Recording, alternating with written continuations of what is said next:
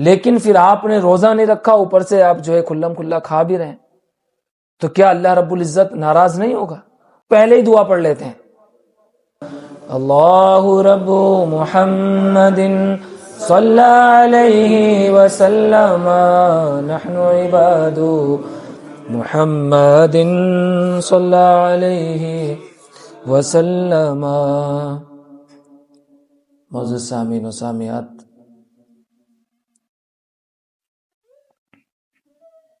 اللہ رب العزت کا بے پناہ احسان، شکر اس کا کہ اس نے آپ کو، ہم سب کو اپنے محبوب علیہ السلام کی اس حلقہ درود پاک کی محفل کو سجانے کی توفیق عطا فرمائی، اور انشاءاللہ العزیز اللہ نے چاہا تو ان قریب ہی اس کا مبارک مہینہ یعنی رمضان المبارک بھی آنے والا ہے، اس کی آمد ہے۔ اللہ رب العزت قرآن پاک میں ارشاد فرماتا ہے، یا ایھا الذین آمنوا کتب علیکم الصیام کما کتب علی الذین من قبلکم، یعنی اے ایمان والو، یعنی یہ لوگوں جو ایمان لائے، تم پر روزے فرض کیے گئے جیسے تم سے پہلے والوں پر روزے فرض کیے گئے تھے۔ اور رمضان مبارک کی بے پناہ فضیلتیں، بے پناہ برکتیں ہیں۔ اس کا پہلا عشرہ جو ہے، یعنی اس کے پہلے 10 دن یہ رحمت کے ہیں۔ اللہ رب العزت ان 10 دنوں کے اندر جو ہے اپنی رحمتوں کا نزول فرماتا ہے، اپنی رحمتوں کے دروازے کھول دیتا ہے، اپنی رحمتوں کو لٹاتا ہے۔ تو پہلا عشرہ رحمت کا ہے، تو اس پہلے عشرے میں اللہ رب العزت سے ہمیں دعا کرنا چاہیے، رب اغفر وارحم وانت خیر الراحمین۔ اور اس کا دوسرا عشرہ جو ہے وہ مغفرت کا ہے، دوسرا عشرہ مغفرت کا ہے۔ تو دوسرے عشرے میں بندہ مومن کو چاہیے کہ وہ اللہ رب العزت سے اس طرح استغفار کرے، استغفر اللہ ربی من کل ذنب واتوب الیہ، اپنے گناہوں سے اللہ رب العزت سے معافی مانگے۔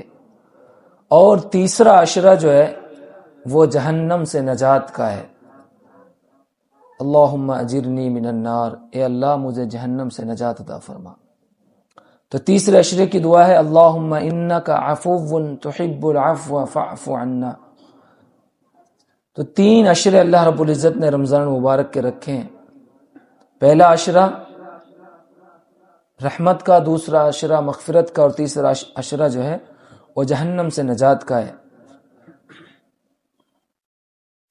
اور حضرت مفتی احمد یار خان نعیمی سید نعیم الدین مراد آبادی رحمۃ اللہ تعالی علیہ فرماتے ہیں کہ رمضان کے پہلے عشرے میں اللہ تبارک و تعالی مومنوں پر خاص رحمتیں نزول فرماتا ہے، یعنی پہلے عشرے میں اللہ رب العزت خاص رحمتیں جو ہے اپنے بندوں پر عطا فرماتا ہے، جس سے انہیں روزہ اور تراویح کی ہمت پیدا ہوتی ہے۔ اور آپ نے دیکھا بھی ہوگا، ہم لوگ بھی دیکھتے ہیں ہر سال، کہ وہ لوگ جو پورے سال نماز نہیں پڑھتے، وہ لوگ جو پورے سال عبادتوں سے دور رہتے ہیں، جیسے ہی رمضان مبارک کا یہ ماہ مبارک شروع ہوتا ہے تو وہ لوگ مسجدوں میں نماز پڑھتے ہوئے نظر آتے ہیں، وہ لوگ 5 وقت کی نماز پڑھتے ہوئے نظر آتے ہیں۔ تو گویا اللہ رب العزت نے پہلے تو رمضان المبارک عطا فرمایا، اور عطا فرما کر اپنے بندوں پر خاص رحمت عطا فرمائی، اور اس رحمت کا صدقہ یہ، اس رحمت کا اثر یہ ہوتا ہے کہ جو بندہ نماز بھی نہیں پڑھتا ہے تو اس کو بھی نماز پڑھنے کی توفیق اور ہمت مل جاتی ہے۔ تو مفتی احمد یار خان نعیمی رحمۃ اللہ علیہ فرماتے ہیں کہ اللہ رب العزت پہلے عشرے میں اپنے بندوں پر خاص رحمت عطا فرماتا ہے، کہ جس کی وجہ سے بندہ روزہ بھی رکھتا ہے اور تراویح کی نماز کی ہمت اس کے اندر پیدا ہو جاتی ہے، اور آئندہ ملنے والی نعمتوں کی استعداد پیدا ہو جاتی ہے، یعنی آئندہ والی جو نعمتیں ہیں اس کے لیے بھی وہ تیاری کر لیتا ہے اس کے لیے بھی پھر وہ کوشش کرتا ہے۔ اور اسی طرح آپ فرماتے ہیں کہ جب دوسرا عشرہ جو ہے رمضان مبارک کا، یہ صغیرہ گناہوں کی معافی ہے۔ کیا ہے؟ صغیرہ گناہ دوسرے عشرے میں معاف کیے جاتے ہیں، اور صغیرہ گناہ جب معاف ہوتے ہیں تو آپ فرماتے ہیں کہ صغیرہ گناہوں کی معافی جو جہنم سے آزادی اور جنت میں داخلے کا سبب بنتے ہیں، یعنی جس کے صغیرہ گناہ معاف کر دیے جاتے ہیں تو ایسے شخص کو جہنم سے آزادی مل جاتی ہے، اور اس کو کیا ہے؟ اللہ رب العزت جنت میں جگہ عطا فرماتا ہے۔ اللہ رب العزت اپنے اس بندے کو جنت میں داخل فرماتا ہے۔ میرے عزیزوں، میرے پیاروں، اللہ رب العزت پروردگار عالم نے اپنے بندوں پر خاص انعامات کیے۔ انہی انعاموں میں سے ایک انعام رمضان المبارک کا مہینہ ہے، اور ماہ رمضان کے فیضان کا کیا کہنا۔ اللہ رب العزت نے اس کی ایک ایک گھڑی میں بے شمار خیر و برکت جمع فرمائی ہیں۔ عرش اٹھانے والے فرشتے روزہ داروں کے لیے دعا فرماتے ہیں، اور روزہ داروں کی دعاؤں پر آمین کہتے ہیں۔ اور ایک حدیث میں ہے کہ رمضان کے روزہ داروں کے لیے دریا کی مچھلیاں افطار تک دعائیں مغفرت کرتی رہتی ہیں۔ میرے عزیزوں، میرے پیاروں، اسلام میں عبادت دو طرح کی ہے، ایک ظاہری عبادت اور ایک باطنی عبادت۔ ظاہری عبادت کیا ہے؟